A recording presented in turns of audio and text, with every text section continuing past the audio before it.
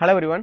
So NEET exam எழுதும்போது ஒரு டாப்பரோட mind set எப்படி இருக்க போகுது அப்படின்றத நீங்கள் நம்ம பார்க்க போகிறோம். ஸோ ஆக்சுவலாக வந்து இதனா டாப்பர், இதனா ஆவரேஜ், இதனா போர் ஸ்டூடெண்ட் அப்படின்ற மாதிரி டிஸ்கிரிமினேஷன் இல்லை. ஸோ நம்ம வந்து ஒரு நல்லா படிக்கிற பையன் வந்து அவரோட மைண்ட் செட் எப்படி இருக்கும், அவரால் இதனால அந்த மார்க்கை அதிகமாக ஸ்கோர் பண்ண முடியுது அப்படின்றத நம்ம தெரிஞ்சுக்கிட்டோம்னா ஜஸ்ட் நம்ம என்ன செஞ்சுக்கலாம், அந்த நல்ல மெத்தடை நம்மளும் ஃபாலோ பண்ணிக்கலாம். சரிங்களா? ஸோ அதே மாதிரி தான் இது. ஸோ நம்ம பார்க்கறதுக்கு முன்னாடி ஒரு சின்ன நோட்டிஃபிகேஷன் என்னன்னு பார்த்தீங்கன்னா, கமிங் 27 அன்னைக்கு நம்மளோட ஆஃப்லைன் கிளாஸ் கோர்ஸ் வந்து ஸ்டார்ட் பண்ண போகிறோம். ஸோ இன்கேஸ் நீங்கள் இன்னும் யாராவது ஜாயின் பண்ணாமல் இருந்தீங்கன்னா, நீங்கள் செல்ஃப் ப்ரிப்பேர் பண்ணிக்கிட்டு இருக்கீங்க, உங்களுக்கு ஒரு கைடன்ஸ் தேவைப்படுதுன்னா நீங்கள் தாராளமாக இந்த கிளாஸ் கோர்ஸ் வந்து கன்சிடர் பண்ணிக்கலாம். ஓகேங்களா?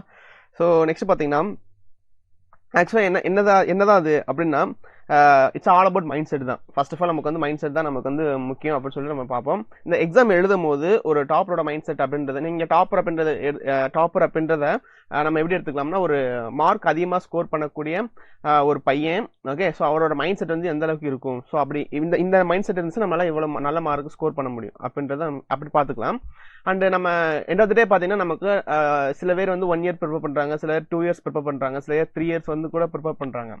ஸோ நம்பர் ஆஃப் இயர்ஸ் எல்லாமே நமக்கு வந்து நிறைய கொடுத்து, ஸோ அந்த 3 மணி நேரத்தில் தான் நம்மளோட அந்த பெரிய விஷயமே அடங்கியிருக்கு. கரெக்டுங்களா? ஸோ அப்போ நமக்கு எத்தனை இயர்ஸ் நம்ம ப்ரிப்பரேஷன் இருந்தாலுமே அந்த 3 ஹவர்ஸில் நமக்கு ப்ராப்பராக நம்ம அவுட்புட் கொடுத்தா மட்டும்தான் நமக்கு வந்து ஸ்கோர் இன்க்ரீஸ் ஆக போகுது. அதில் தான் நமக்கு வந்து சக்ஸஸே இருக்க போகுது. கரெக்டுங்களா? ஸோ அப்போ அந்த 3 ஹவர்ஸ் எக்ஸாம் வந்து நம்ம எந்த அளவுக்கு எஃபிஷியண்டாக எடுத்துட்டு கொண்டு போகணும், அப்போ நமக்கு மைண்ட் செட் எப்படி இருக்கணும், நம்ம ஆட்டிடியூட் எப்படி இருக்கணும் அப்படின்றது தான் இந்த வீடியோவாக இருக்க போகுது.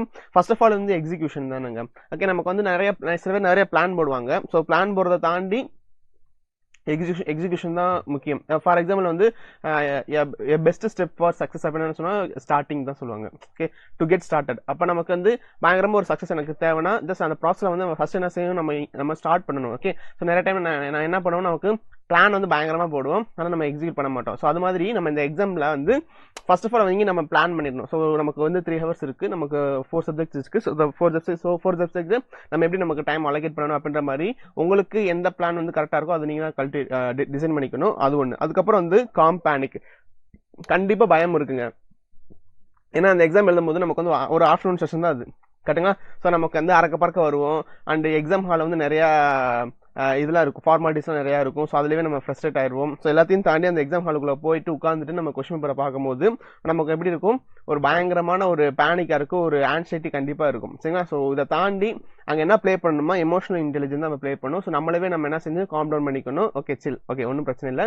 ஸோ நம்ம எக்ஸாம் ஸ்டார்ட் பண்ண போகிறோம். ஸோ இதுக்கப்புறம் வந்து நமக்கு வந்து இந்த 3 மணி நேரத்தில் நம்ம வந்து எந்த அளவுக்கு சூப்பராக யூஸ் பண்ணணும் அப்படின்ற மாதிரி நம்மளே நம்ம கூட பேசிட்டு நம்ம காம் டவுன் பண்ணணும் ஒன்று. சரிங்களா? நெக்ஸ்ட் பார்த்தீங்கன்னா ஸ்ட்ராட்டஜி. ஸோ அந்த ஸ்ட்ராட்டஜி வந்து அந்த லாஸ்ட் மினிட்ல வந்து நிறைய பேர் அந்த ஸ்ட்ராட்டஜி வந்து கேட்பாங்க. இந்த எக்ஸாம் எழுதுறதுக்கு முன்னாடி, ஓகே, அந்த ப்ரீவியஸ் டே அந்த ஒரு வாரத்துக்கு முன்னாடி ஒரு ஸ்ட்ராட்டஜி வந்து பில்ட் பண்ணாங்க.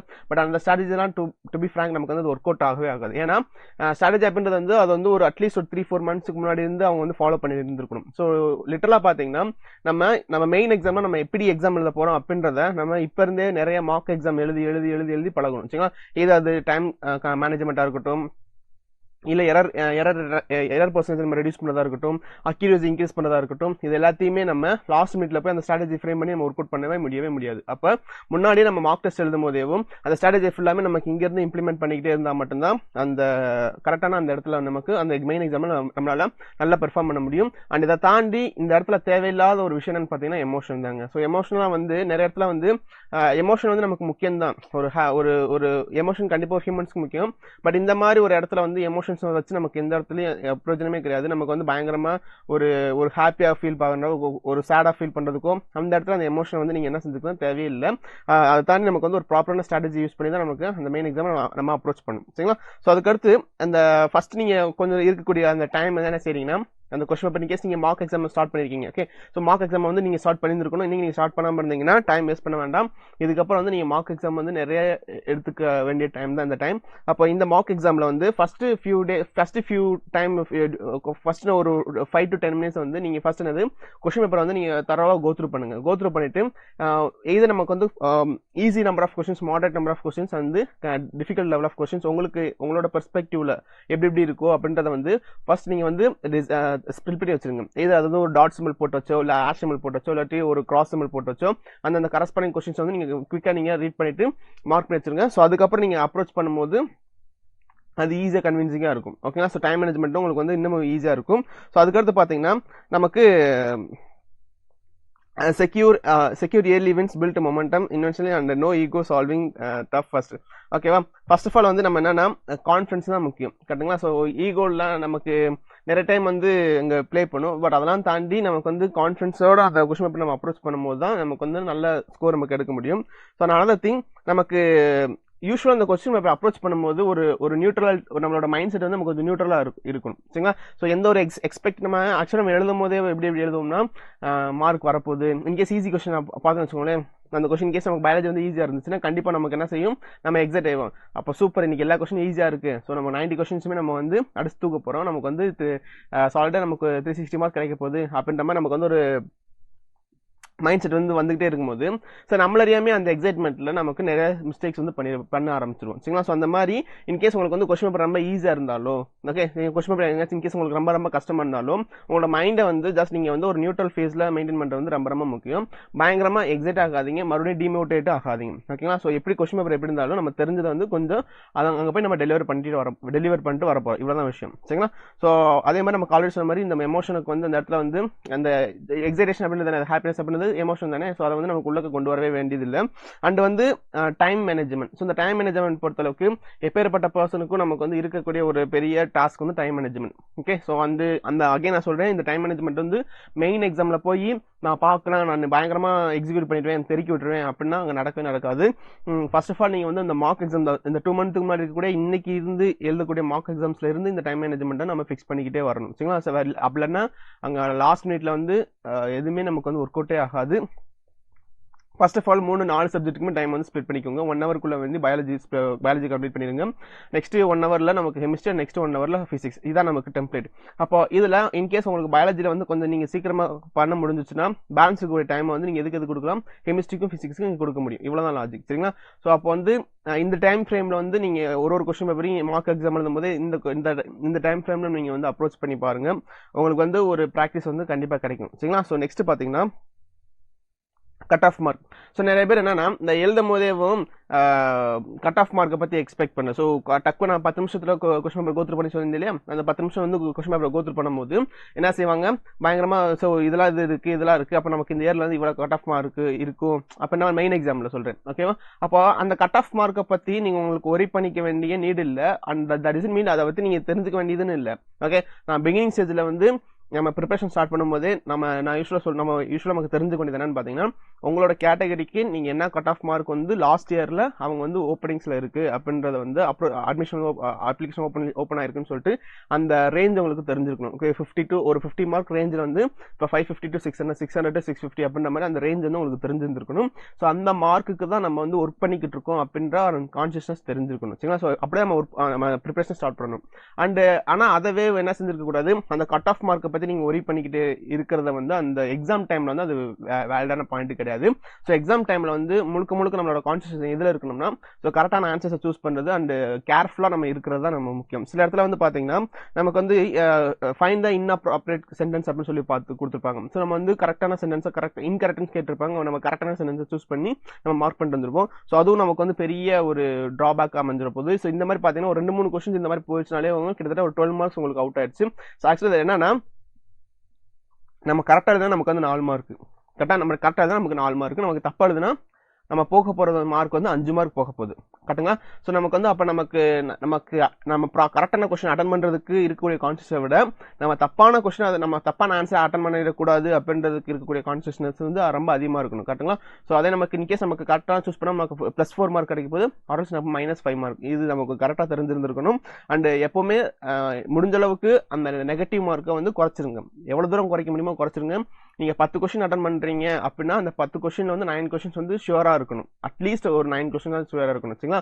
ஸோ மேக்ஸிமம் 10 கொஸ்டின்ஸ் இருக்கணும். அண்ட் எப்பவுமே இந்த அக்யூரசி லெவல் அப்படின்றது வந்து மெயின்டைன் பண்ண ஸ்டார்ட் பண்ணிடுங்க. அந்த ஸ்டார்ட் பண்ணதுக்கு இதுதான் கரெக்டான டைம், ஓகேவா? அதே மாதிரி எரர் பர்சன்டேஜ் வந்து ஆக்சுவலாக எரர் பர்சன்டேஜ் வந்து இன்கேஸ் நீங்க ஒரு 45 கொஸ்டின்ஸ் நீங்க அட்டன் பண்றீங்கன்னு வச்சுக்கோங்களேன், ஒரு சப்ஜெக்ட்ல ஒரு பாட்னில சுவாலஜிலையோ நீங்க 45 கொஸ்டின்ஸ் அட்டன் பண்றீங்கன்னா ஸோ அவுட் ஆஃப் 45 கொஸ்டின்ஸ் வந்து இன்கேஸ் உங்களால் 45 கொஸ்டின்ஸுமே கரெக்டாக அட்டன் பண்ண முடியல அப்படின்ற பட்சத்துலையும் either you can go wrong with 2 to 3 questions இவ்வளோ தான். ஓகே, ஸோ அதை தாண்டி நீங்கள் தப்பு பண்ணுறது அப்படின்றது வந்து ரீசனபிளே கிடையாது. ஓகே, ஸோ அதனால் வந்து அந்த கொஸ்டின் அந்த ரேஞ்ச் இருக்குல்ல, அந்த எரர் பர்சன்டேஜ் இருக்குல்ல, அந்த எரர் பர்சன்டேஜ் தான் நீங்கள் அந்த 3 கொஸ்டின் உங்களோட எரர் பர்சன்டேஜ், 2 கொஸ்டின் உங்களோட எரர் பர்சன்டேஜ். ஸோ இதை தாண்டி உங்களோட எரர் பர்சன்டேஜ் வந்து நீங்கள் இன்க்ரீஸ் பண்ணவே கூடாது உங்களோட ஒரு சப்ஜெக்ட்டுக்கும். சரிங்களா? ஸோ அப்படி நீங்கள் இன்கேஸ் நீங்கள் ஃபிசிக்ஸில் வந்து ஒரு 15 கொஸ்டின் தான் உங்களுக்கு அட்டன் பண்ண முடியுது, ஓகே, 20 கொஸ்டின் தான் உங்களுக்கு அட்டன் பண்ண முடியுது அப்படின்னா ஓகே, பிரச்சனை கிடையாது. ஸோ அந்த 20 கொஸ்டின் வந்து ஒரு 18 கொஸ்டின்ஸ் உங்களுக்கு கரெக்டாக இருக்கணும். ஓகே, ஸோ ஒரு 19 கொஸ்டின்ஸ் 17 கொஸ்டின்ஸ் கிட்ட உங்களுக்கு கரெக்டாக இருந்திருக்கணும். சரிங்களா? ஸோ மேபி ஒரு 2 கொஸ்டின் 3 கொஸ்டின்ஸ் உங்களுக்கு தப்பாக போகிறதுக்கான ஒரு கர்டசி உங்களுக்கு வந்து ஒரு ஸ்பேஸ் இருக்கலாம். ஓகே, ஸோ அதான் சொல்லி அந்த எரர் பர்சன்டேஜ் வந்து நீங்கள் ரெடியூஸ் பண்ணுறதை வந்து நம்ம இந்த இப்போ கொடுக்கக்கூடிய ப்ராக்டிஸில் தான் நமக்கு இருக்கும். சரிங்களா? ஸோ அதான் விஷயம். அதே மாதிரி அக்யூரசி நம்ம இன்க்ரீஸ் பண்ணக்கூடிய டைம் வந்து இதுதான். ஸோ அக்யூரசியை பொறுத்தளவுக்கு அக்யூரசி அப்படின்றது என்னது, நமக்கு இன்கேஸ் நமக்கு நம்ம 45 கொஸ்டின்ஸ் 40 கொஸ்டின்ஸ் அட்டன் பண்ணுறோம்னா 40 கொஸ்டின்ஸ் நமக்கு வந்து கரெக்டாக இருக்கணும். அண்ட் அந்த கரெக்டாக இருக்குன்றது அதான் நமக்கு அக்யூரசின்னு சொல்கிறேன். ஓகேங்களா? ஸோ அக்யூரசி இன்க்ரீஸ் பண்ணணும், எரர் பர்சன்டேஜ் டிக்ரீஸ் பண்ணணும். அப்போ நமக்கு இதை தெரிஞ்சுக்கிட்டு இதை ஃபாலோ பண்ணதுக்கான முக்கியமான டைமே இந்த மார்க் எக்ஸாம் எழுதும் போது தான். அதுக்கடுத்து இந்த லாஸ்ட் 10 நிமிஷம் 15 நிமிஷத்துல வந்து வி கேன் கோ ஃபார் நமக்கு வந்து அதை தரவா யூஸ்வலாக வந்து அந்த ஓஎம்ஆர்க்குன்னு சில ஃபார்மாலிட்டிஸ்லாம் இருக்குது. இந்த நம்மளோட அப்ளிகேஷன் நம்பர் எழுதுறது, அப்புறம் ஷேட் பண்ணுறது, அப்புறம் சின்ன சின்ன சைன்ஸ் போடுறது, சைன் போடுறது, இந்த மாதிரி சின்ன ஃபார்மாலிட்டிஸ்லாம் இருக்குது. ஸோ அது எல்லாத்தையுமே நீங்கள் வந்து லாஸ்ட் டைமில் வந்து மறுபடியும் இன்னொரு ரீசெக் பண்ணுங்கள். ஸோ யூஸ்வலாக வந்து ஃபர்ஸ்ட் பிகினிங்லேயே இதெல்லாம் எல்லாத்தையும் ஃபாலோ பண்ணிடுவாங்க, இன்விஜிலேட்டர் வந்து ஃபாலோ பண்ணிடுவாங்க. ஸோ இன்கேஸ் நீங்கள் வந்து அங்கே டைம் கொடுங்க, அப்படியே லாஸ்ட் மினிட்ல வந்து மறுபடியும் ரீசெக் பண்ணுங்க ஏதாச்சும் தப்பாக இருக்குது அப்படின்னு சொல்லிட்டு. சரிங்களா? ஸோ அண்ட் அகைன் நமக்கு ஓஎம்ஆர் இது வந்து நம்மளோட ஓஎம்ஆர் சிஸ்டம். ஸோ ஓஎம்ஆரில் வந்து நமக்கு வந்து டபுள் கான்ஷியஸாக இருக்கணும். நீங்கள் ஸ்டேட் பண்ணும்போது நீங்கள் பி ஆப்ஷனுக்கு வந்து சி ஆப்ஷன் ஷேட் பண்ணாமல் இருக்கணும், பி ஆப்ஷனுக்கு வந்து டி ஆப்ஷன் ஷேட் பண்ணாமல் இருக்கணும். ஸோ கையை வச்சுக்கிட்டு நீங்கள் கரெக்டாக ஷேட் பண்ணணும். அண்ட் இதுவுமே நான் என்னது ஒரு டாப்பர் மைண்ட் செட்டாக இருக்குது. ஸோ அது எல்லாத்தையும் தாண்டி நம்ம எக்ஸாம் எழுதும் போது எப்படி இருக்கணும் பார்த்தீங்கன்னா, நமக்கு வந்து கொஞ்சம் காம் டவுனாக இருக்கணும். ஓகே, ஸோ காம் டவுனாக இருக்கணும் வந்து நமக்கு அந்த அளவுக்கு ஈஸி இல்லை, சொல்கிறது ரொம்ப ஈஸி. பட் ஆனால் நம்ம அந்த ப்ராக்டிக்கலாக நம்ம எடுத்துகிட்டு போகும்போது ரொம்ப கஷ்டமாக இருக்கும். ஸோ நிறைய டைம் வந்து எப்படி ஃபீல் பண்ணோம்னா, எக்ஸாம் ஹாலில் இருக்கும்போது எனக்கு வந்து ஞாபகம் வரல, எக்ஸாம் ஹால்லேருந்து வெளியில் வந்ததுக்கப்புறம் எனக்கு வந்து அந்த கொஸ்டின் வந்து பயங்கரமாக ஞாபகத்தில் வருது. நான் வீட்டில் போய் உட்காந்து சால்வ் பண்ணும்போது எனக்கு 40 கொஸ்டின் வரைக்கும் என்னால் சால்வ் பண்ண முடியுது. பட் ஆனால் எக்ஸாம் ஹாலில் உட்காந்து பார்க்கும்போது 10 கொஸ்டின் மேலே என்னால் சால்வ் பண்ண முடியல அப்படின்ற மாதிரி உங்களுக்கு வந்து ஒரு ஒரிஸ் இருக்கும். கரெக்டாக? ஸோ இது வந்து யூஸ்வலாக வந்து எல்லாருமே நமக்கு ஃபேஸ் பண்ணுறது தான்.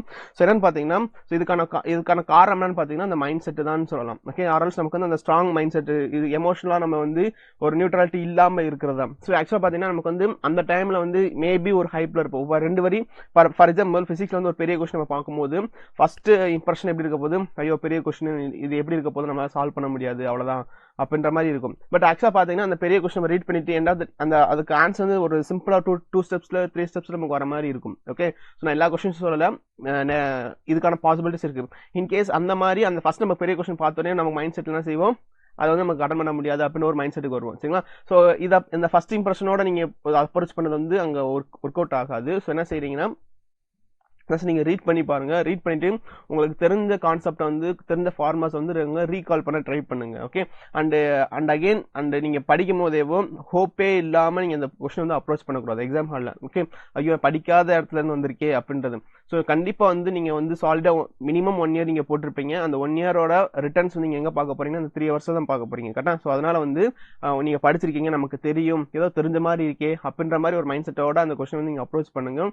கண்டிப்பாக வந்து இன்கேஸ் உங்களுக்கு தெரியாத ஒரு கான்செப்ட்லேருந்து அவங்க கேட்டிருந்தாலும் சம்வேர் நீங்கள் வந்து அங்கேருந்து ஒரு 2-3 ஆப்ஷன் நீங்கள் எலிமினேஷன் மெத்தட் யூஸ் பண்ணி கூட ஒரு கரெக்டான ஆப்ஷன் வந்து நம்மளால் சூஸ் பண்ண முடியும். ஸோ இது எல்லாத்துக்கும் காரணம் வந்து ஜஸ்ட் ஒரு பிலீஃப் அண்ட் கான்ஃபிடென்ட் தான் நமக்கு முக்கியம். அண்ட் ரிலாக்ஸ்டாக காம் டவுனாக நம்ம அந்த கொஸ்டின் பேப்பரை நீங்கள் ஹேண்டில் பண்ணணும். சரிங்களா? So and that's it. நம்ம இன்னைக்கு நம்ம என்ன பார்த்துருக்கோம்னா, ஒரு கொஸ்டின் பேப்பர் அப்ரோச் பண்ணும்போது என்னென்ன வழியில நம்ம வந்து அந்த கொஸ்டின் அப்ரோச் பண்ணணும், எப்படி நம்ம மைண்ட் செட் இருக்கணும் அப்படின்றத பற்றி நம்ம பார்த்துருக்கோம். இன்கேஸ் உங்களுக்கு இதை தாண்டி உங்களுக்கு வேறு ஏதாச்சும் சஜஷன் இருந்துச்சுனாலும் நீங்கள் வந்து கமெண்ட் செக்ஷன் சொல்லுங்கள், நானும் பார்த்து தெரிஞ்சுக்கிறேன். And thank you so much. இதே மாதிரி இன்னொரு வீடியோவில் நம்ம மீட் பண்ணுவோம். ஓகே, பாய்.